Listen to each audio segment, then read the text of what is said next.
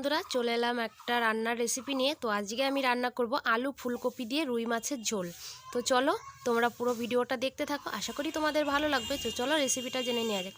রেসিপিতে আছে, প্রথমে দেখো আমি আলুগুলোকে এইভাবে সুন্দর করে কেটে নিয়েছি লম্বা লম্বা করে, আর দুটো টমেটো 4 ফালি দিয়ে রেখেছি, আর এখানে লঙ্কা আর বেগুন, আর এখানে নিয়েছি ফুলকপি। তো এখন শীতের সিজন, ফুলকপি দিয়ে তরকারি রান্নালে কিন্তু খুব টেস্টি আর খুব সুন্দর লাগে, আর রুই মাছের তরকারি তো কোনো কথাই হবে না।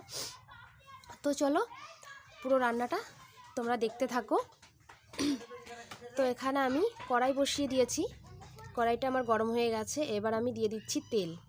তো তেলটা দিয়ে আজকে আমি বাটা মশলা কিছুই দেব না, সব কিছুই আজকে গুঁড়ো দিয়ে রান্না করব। তো আমার তেলটা গরম হয়ে গেছে, এবার দিয়ে দিচ্ছি ফুলকপিগুলো।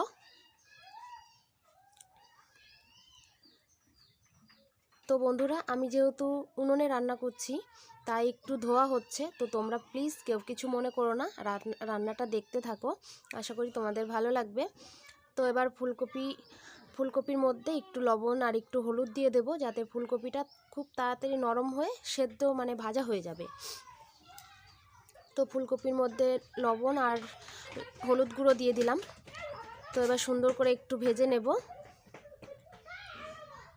তো দেখো বন্ধুরা আমার ফুলকপিটা কিন্তু নরম হয়ে হয়ে গেছে। তো এবার আমি ফুলকপিটাকে তুলে নিচ্ছি, আর দেখো আমার কড়াইটার কি অবস্থা হয়েছে। তো এবার কড়াইতে দিয়ে দিলাম তেল। এখন দিয়ে দেব এর মধ্যে কেটে রাখা লম্বা লম্বা করে আলুগুলো। তো আলুগুলো আমি খুব সুন্দর করে ভেজে নেব।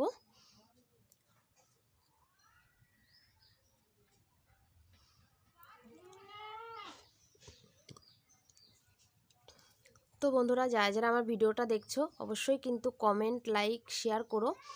তো এবার আলুর মধ্যে দিয়ে দিলাম টমেটো আর লঙ্কাগুলো চিড়ে রেখেছিলাম, সেই লঙ্কাগুলো দিয়ে এবার সুন্দর করে একটু ভেজে নেব।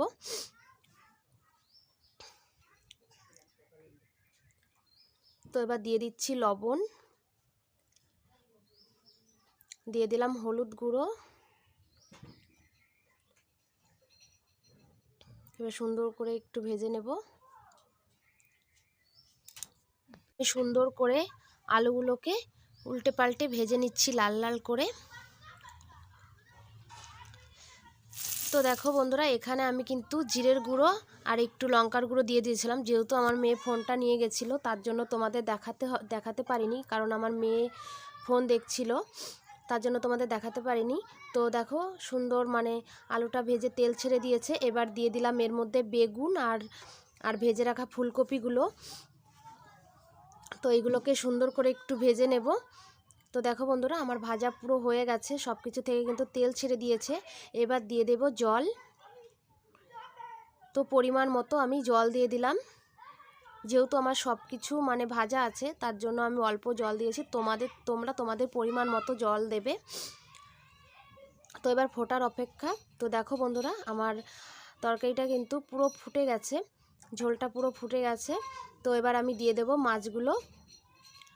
তো রুই মাছগুলো আমি ভেজে রেখেছিলাম, তো সেটা তোমাদের দেখানো হয়নি। তো রুই মাছগুলো এখন দিয়ে দিলাম। তো দেখো বন্ধুরা একটু ধোয়া হচ্ছে, তো তোমরা প্লিজ কেউ কিছু মনে করো না, আর আমার ভিডিওটা ভালো লাগলে লাইক, কমেন্ট, শেয়ার করে আমার পাশে থেকো। আর তোমরা কি কি ভিডিও দেখতে চাও অবশ্যই কিন্তু আমাকে কমেন্ট করে বলো। তো দেখো আমার তরকারিটা হয়ে গেছে, আর দেখো এত সুন্দর কালারটা এসছে, আর খেতেও কিন্তু খুব খুব সুন্দর হয়েছিল। তো আজ এই পর্যন্ত এই ভিডিওটা কেমন লাগলো অবশ্যই কমেন্ট করে বলো। চলো টাটা।